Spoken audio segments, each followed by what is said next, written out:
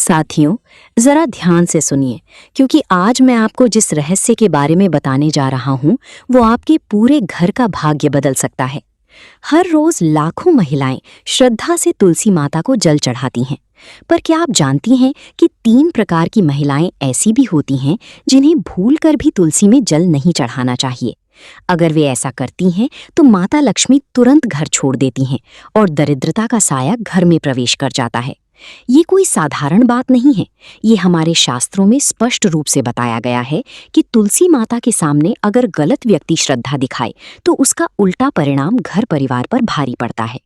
दोस्तों, एक समय की बात है, देवी सत्यभामा भगवान श्री कृष्ण के पास आती हैं और उनसे पूछने लगती हैं, हे प्रभु, पहले आपने मुझे तुलसी को जल देने का और तुलसी के पास दीपक जलाने का महात्म्य सुनाया था, किंतु हे प्रभु, आज मैं आपके पास ये जानने के उद्देश्य से आई हूँ कि तुलसी को जल चढ़ाने के नियम क्या हैं। कौन सी स्त्री तुलसी को जल चढ़ा सकती है और कौन स्त्री तुलसी को जल नहीं चढ़ा सकती, इस विषय में मुझे ज्ञान दीजिए। भगवान श्री कृष्ण कहते हैं, हे सत्यभामा, आज तुमने उत्तम प्रश्न किया है। तुलसी को जल देने के महत्वपूर्ण नियम होते हैं। उन नियमों का पालन करते हुए ही तुलसी को जल देना चाहिए। यदि कोई व्यक्ति इन नियमों का पालन नहीं करता है तो उसे महापाप लगता है। देवी लक्ष्मी उसके घर का त्याग करके चली जाती हैं। हे सत्यभामा, आज मैं उन 3 स्त्रियों के विषय में बताने वाला हूँ जिन्हें तुलसी को जल नहीं चढ़ाना चाहिए। इन स्त्रियों को तुलसी को जल देने का कोई शुभ फल प्राप्त नहीं होता है। उल्टा इनके द्वारा तुलसी को जल चढ़ाने पर उन्हें महापाप ही लगता है। तुलसी को जल चढ़ाने के नियम बताने से पूर्व ही देवी, मैं आपको सुनंदा का प्राचीन इतिहास सुनाता हूँ, जिसे आप ध्यान से सुनिए। जो भी स्त्री इस प्राचीन कथा का श्रवण करती है, उसे तुलसी को 10 वर्षों तक जल देने का पुण्य प्राप्त होता है। इस कथा को जो भी ध्यान से सुनता है और इसका प्रचार करता है, उसके दुखों का नाश होता है और उसकी दरिद्रता दूर होती है। देवी सत्यभामा कहती हैं, हे स्वामी, आपके मुख से इस कथा का श्रवण करना बड़ी सौभाग्य की बात है। कृपया आप मुझे वह कथा कहिए, मैं इसे ध्यान से पूरा अवश्य सुनूंगी। भक्तों, फिर भगवान श्री कृष्ण देवी सत्यभामा को वह कथा सुनाने लगते हैं। इस कथा को आप ध्यान से पूरा अवश्य सुनिए, क्योंकि आधा अधूरा ज्ञान घातक हो सकता है। तो चलिए आपको सुनाते हैं वह कथा। भगवान श्री कृष्ण कहते हैं, हे देवी सत्यभामा, पूर्व काल की बात है। दक्षिण देश में एक अत्यंत शोभायमान नगरी थी। उस नगरी में सुदेव नाम का एक ब्राह्मण निवास करता था। सुदेव बहुत ही बुद्धिमान और शास्त्रों में पारंगत था। उसने वेदों का भी अध्ययन किया था। उसी के नगर के पास एक नगर था। उस नगर में ध्यान शर्मा नाम का एक विद्वान ब्राह्मण था। उसकी एक पुत्री थी जिसका नाम सुनंदा था। उसी ध्यान शर्मा ने बड़ी ही लाड प्यार से अपनी पुत्री का लालन पालन किया था। उसकी पुत्री अत्यंत सुंदर और गुणवान थी। जब सुनंदा विवाह की योग्य हुई तो ध्यान शर्मा को अपनी पुत्री के विवाह की चिंता सताने लगी। इसीलिए उसने अपनी पत्नी से कहा, हे प्रिय, हमारी पुत्री अब जवान हो चुकी है, इसलिए अब इसका विवाह हमें कर देना चाहिए। तब उसकी पत्नी कहती है, हे स्वामी, मेरी दृष्टि में एक विद्वान ब्राह्मण है जिनका नाम सुदेव है। मैं तो कहती हूँ हमारी पुत्री का विवाह उन्हीं श्रेष्ठ ब्राह्मण के साथ करा दिया जाए। उनके साथ विवाह करके हमारी पुत्री सुखी जीवन व्यतीत करेगी। ध्यान शर्मा कहता है, हे प्रिय, तुम ठीक कहती हो। मैंने भी सुदेव जी के विषय में बहुत सुना है। हम हमारी पुत्री का विवाह उन्हीं के साथ करेंगे। मैं कल ही उनके पास अपनी पुत्री के विवाह का प्रस्ताव लेकर जाता हूँ। फिर ध्यान शर्मा अपनी पुत्री के विवाह का प्रस्ताव लेकर सुदेव के घर पर जाता है। सुदेव घर में अपने माता पिता की सेवा कर रहा होता है।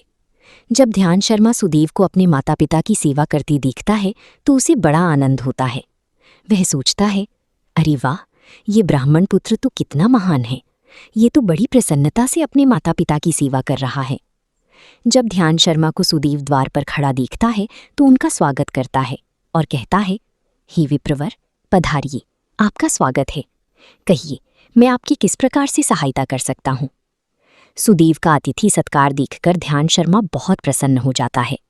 वह देखता है कि सुदेव का घर अत्यंत पवित्र और शुद्ध होता है। उसके घर के सामने तुलसी का पौधा होता है और घर के अंदर भगवान विष्णु की प्रतिमा रखी हुई होती है। इससे ध्यान शर्मा को विश्वास हो जाता है कि सुदेव ही उसकी पुत्री के लिए सर्वोत्तम वर है। फिर ध्यान शर्मा सुदेव से कहता है, हे विप्रवर, आज मैं आपके पास मेरी पुत्री के साथ आपके विवाह का प्रस्ताव लेकर आया हूँ। मेरी पुत्री के लिए आपके समान श्रेष्ठ वर कहीं और नहीं मिल सकता। सुदेव के माता पिता भी ये बात सुनकर प्रसन्न हो जाते हैं और सुदेव को विवाह के लिए मान लेते हैं। फिर सुदेव भी विवाह के लिए तैयार हो जाता है। विवाह का मुहूर्त तय किया जाता है और एक पवित्र स्थान पर सुदेव और सुनंदा का विवाह संपन्न किया जाता है। सुनंदा के सुंदर और मनमोहक रूप को देखकर सुदेव बहुत प्रसन्न होता है। सुनंदा अत्यंत गुणवान और चरित्रवान स्त्री थी। विवाह के बाद जब सुनंदा सुदेव के घर पर जाती है तो वो अपने पति और सास ससुर की बड़ी सेवा करती है। अपनी मधुर वाणी और कार्यों से वो सभी के मन को जीत लेती है। सुनंदा के ससुराल वाले भी उसके कार्यों से बहुत संतुष्ट रहते हैं। सुनंदा नित्य अपने पति से पहले जागकर घर का आंगन साफ करती थी, फिर घर के अंदर साफ सफाई करके स्नान किया करती थी। स्नान करके वो नित्य तुलसी को जल देती थी और फिर पूजा घर में जाकर भगवान विष्णु और माँ लक्ष्मी की पूजा किया करती थी। फिर भोजन बनाकर उसमें तुलसी पत्र डालकर भगवान विष्णु को भोग लगाया करती। उसके बाद वो अपने पति को भोजन कराकर फिर खुद भोजन किया करती थी। रात को वो पति के चरण दबाकर उसके सो जाने की बात सो जाया करती थी। सुनंदा के अंदर एक पतिव्रता नारी की सभी लक्षण थे और वो अपने पति को ही परमेश्वर मानकर उनकी सेवा करती थी। सुनंदा ने कभी अपने पति के अलावा अन्य पुरुष के विषय में विचार नहीं किया। वो सत्य धर्म का पालन करने वाली और धर्म कार्य करने वाली पवित्र स्त्री थी। उसने कभी कोई अशुभ कार्य नहीं किया। सुनंदा की ऐसी सात्विक और सरल स्वभाव को देखकर माँ लक्ष्मी भी उस पर मेहरबान थी। माँ लक्ष्मी स्वयं चलकर उसके घर में आकर निवास करने लगी, जिससे सुनंदा के जीवन में सुख समृद्धि और भी अधिक बढ़ गई। भगवान श्री कृष्ण कहती हैं, हे देवी सत्यभामा, देवी लक्ष्मी उन्हीं स्त्रियों पर अपनी कृपा दृष्टि बनाए रखती हैं जो पतिव्रता होती हैं और जो सत्य धर्म का पालन करती हैं। सुनंदा के सुंदर और मनमोहक रूप को देखकर सुदेव बहुत प्रसन्न होता है। सुनंदा अत्यंत गुणवान और चरित्रवान स्त्री थी। विवाह के बाद जब सुनंदा सुदेव के घर पर जाती है तो वो अपने पति और सास ससुर की बड़ी सेवा करती है। अपनी मधुर वाणी और कार्यों से वो सभी के मन को जीत लेती है। सुनंदा के ससुराल वाले भी उसके कार्यों से बहुत संतुष्ट रहते हैं। सुनंदा नित्य अपने पति से पहले जागकर घर का आंगन साफ करती थी, फिर घर के अंदर साफ सफाई करके स्नान किया करती थी। स्नान करके वो नित्य तुलसी को जल देती थी और फिर पूजा घर में जाकर भगवान विष्णु और माँ लक्ष्मी की पूजा किया करती थी। फिर भोजन बनाकर उसमें तुलसी पत्र डालकर भगवान विष्णु को भोग लगाया करती। उसके बाद वो अपने पति को भोजन कराकर फिर खुद भोजन किया करती थी। रात को वो पति के चरण दबाकर उसके सो जाने की बात सो जाया करती थी। सुनंदा के अंदर एक पतिव्रता नारी की सभी लक्षण थे और वो अपने पति को ही परमेश्वर मानकर उनकी सेवा करती थी।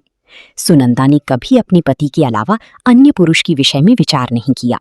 वो सत्य धर्म का पालन करने वाली और धर्म कार्य करने वाली पवित्र स्त्री थी। उसने कभी कोई अशुभ कार्य नहीं किया। सुनंदा की ऐसी सात्विक और सरल स्वभाव को देखकर माँ लक्ष्मी भी उस पर मेहरबान थी। माँ लक्ष्मी स्वयं चलकर उसके घर में आकर निवास करने लगी, जिससे सुनंदा के जीवन में सुख समृद्धि और भी अधिक बढ़ गई। भगवान श्री कृष्ण कहती हैं, हे देवी सत्यभामा, देवी लक्ष्मी उन्हीं स्त्रियों पर अपनी कृपा दृष्टि बनाए रखती हैं जो पतिव्रता होती हैं और जो सत्य धर्म का पालन करती हैं। सुनंदा के अंदर वे सभी लक्षण थे जो एक श्रेष्ठ पतिव्रता नारी के अंदर होनी चाहिए। लेकिन आगे मैं तुम्हें बताऊंगी कि सुनंदा की एक भूल के कारण देवी लक्ष्मी उसके घर को त्याग कर कैसे चली गईं। एक दिन सुनंदा का पति अत्यंत कामार्थ होकर सुबह स्नान करने के पश्चात सुनंदा के पास आया और उसने सुनंदा के साथ शारीरिक संबंध स्थापित किया, जिससे सुनंदा का शरीर अपवित्र हो गया। लेकिन सुनंदा का मन भी काम के प्रभाव में ही था, इसीलिए वो अपने नित्य नियम को भूल गईं।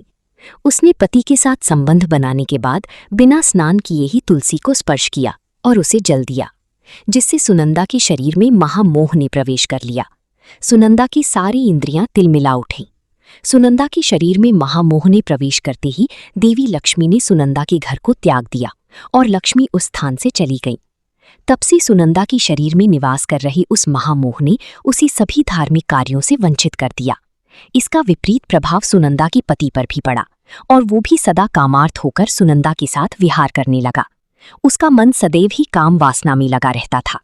फिर एक दिन सुनंदा की पति ने तो सभी सीमाओं का उल्लंघन किया और सुनंदा की मासिक धर्म के दौरान ही उसके साथ संबंध स्थापित किया, जिससे सुनंदा के शरीर में निवास कर रहा ब्रह्म हत्या का पाप उसके पति के शरीर में प्रवेश कर गया।